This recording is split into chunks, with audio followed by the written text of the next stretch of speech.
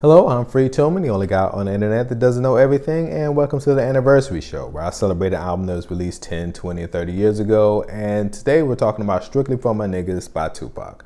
While I have your attention, please don't forget to like and subscribe and hit the notification bell, and don't forget to check out my other shows, Never Heard It, where I talk about classic albums that I never got around to listening to, and It's Been a While, where I talk about albums that I loved as a kid but for whatever reason I stopped listening to them. Alright, everybody knows that I like to clown around when I hang around with the underground, but let's get into Strictly.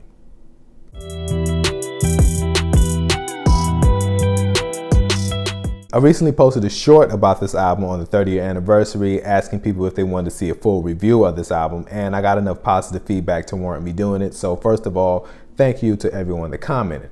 Strictly For My Niggas was released on February 16, 1993, so if you're watching this in 2023, it is 30 years old. This is a sophomore album by Tupac after his 1991 album, Tupacalypse Now. It debuted at number 24 on Billboard, selling 38,000 records its first week. Before we talk about that album, let's see what else happened in February. U2's War was released on February 28, 1983. Diggable Planet's Reaching, A New Refutation of Time and Space, was released on February 9, 1993. Radiohead's Pablo Honey was released on February 22, 1993. Little Brother's Still Listening was released on February 25th, 2003, and The Underachiever's Indigoism was released on February 1st, 2013. The first track, Holla If You Hear Me, was also the first single released on the album. It's a call to arms directed at anyone feeling the sting of police brutality.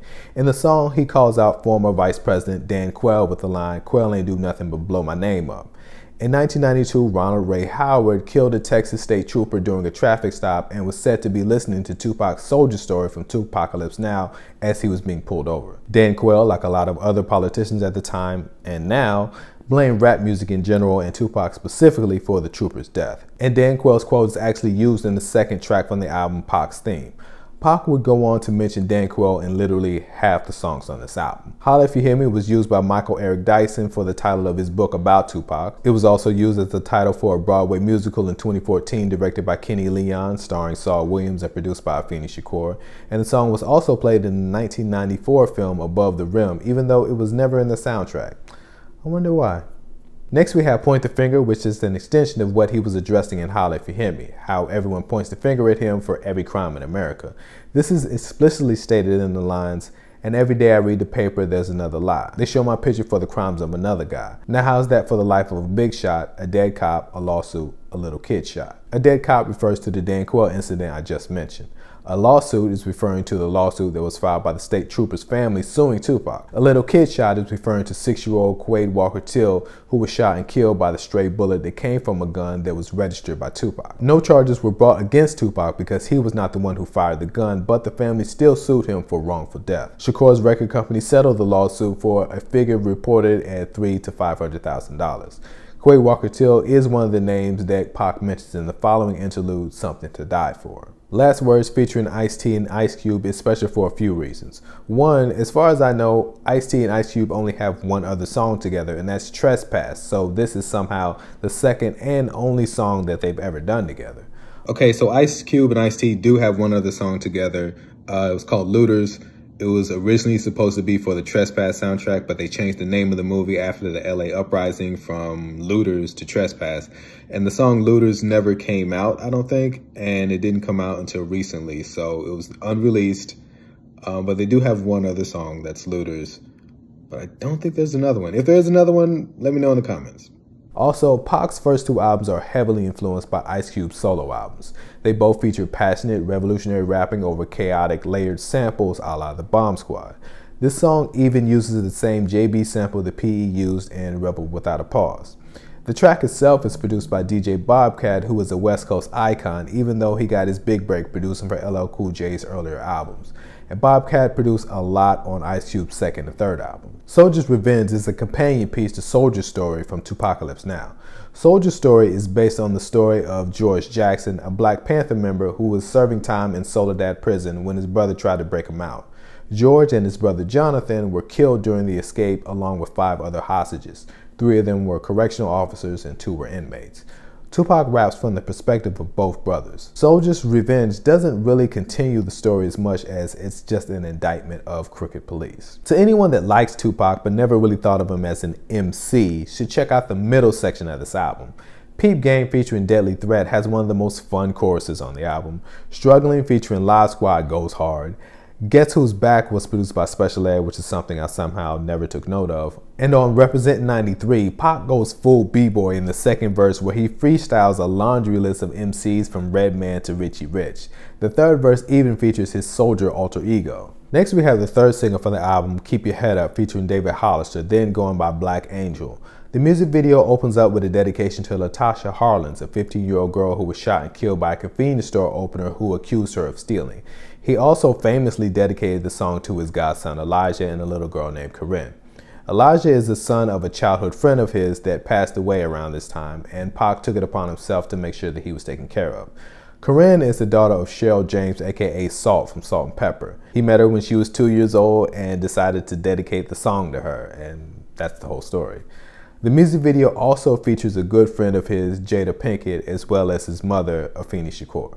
There's not much I can say about the song that hasn't been said before, other than I can't think of a song that came out around this time that's like this. It's not condescending, it's not overly sentimental, and most importantly, it's not corny. The title track deals mostly with the troubles that he has seen since his rise to fame. Police run-ins, evil groupies, and people mean-mugging him in nightclubs. And because we live in the future, we all know that things would get much worse. On the album Tupacalypse Now, Pac has a song called Words of Wisdom, where he states that NIGGA stands for Never Ignorant Getting Goals Accomplished. So this song is dedicated to everyone out there that's accomplishing their goals and ignoring the naysayers. But that doesn't mean that everybody gets to say the name of this album. In the Streets of Death Row, Pac addresses the paranoia, anger, and frustration that comes with a life of poverty, to the point where it feels like you're an inmate waiting for your last day. And after all this, we get I Get Around. This was the second single from the album and Tupac's first mainstream hit, and still one of his most recognizable songs. It was produced by Shock G under the alias D-Flow production squad, and it was originally supposed to be a Digital Underground song, but no one could figure out what to do with it, so they gave it to Saphir. Tupac, who by this time had left Oakland to record his album in LA, asked Shock G if he had anything, and G took the song from Saphir and gave it to Pac. Saphir and Tupac were beefing at the time, so this was a risky move, but obviously it paid off. Pac wanted Shock G and Money B to be on the song, and he wrote 3 verses just in case the guys didn't have time to write their own by the time they got to LA. Money B ended up writing his own verse, but Shock G used the verse that Pac wrote with a few alterations. And for the people that didn't know him personally, this was the first time that we got to see this side of Pac. He wasn't just a militant rapper telling us to take back the streets and writing about teen pregnancy. He also hung out with models and jacuzzis. Papa's Song was the 4th and last single from this album. It features his stepbrother Mopreme, who by that time went by Wicked. The brothers give an account of what it's like growing up fatherless, and in the last verse the father gives a rebuttal stating that he got caught up in the game and was forced to stay away. The line, "Now I'm doing time and I wish you'd understand, all I ever wanted was for you to be a man," gets me every time. And fun fact, Vivica A. Fox played his mom in the video. The album ends with 5 Deadly Venoms featuring Live Squad, Tretch, and Apache, and at the beginning of the song you can hear Pac saying, "We going platinum." It took the album 2 years, but in 1995 the album finally did go platinum. Tupac only released 4 albums while he was alive. Tupacalypse Now coupled militant revolutionary lyrics with laid-back Oakland funk. Strictly matched aggressive lyrics with equally aggressive production.